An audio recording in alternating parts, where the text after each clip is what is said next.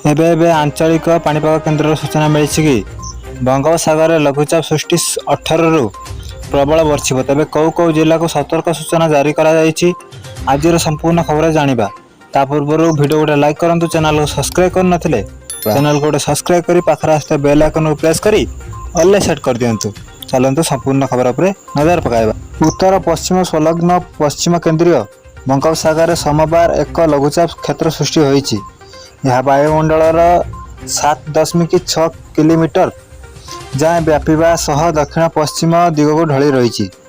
यह प्रभाव राज्य में सोमवार विभिन्न स्थान में प्रबल वर्षा होईछि। दिन तमाम वर्षा लगी रही बेले किसी स्थान में प्रबल अति प्रबल वर्षा होता भुवनेश्वर आंचलिक पाणीपाग विज्ञान केन्द्र पक्षर सूचना दी जाए। पाणीपाग केन्द्र सूचना अनुसार सोमवार सकाल 8:30 अपराह्न 5:30 भितर कोरापुट सर्वाधिक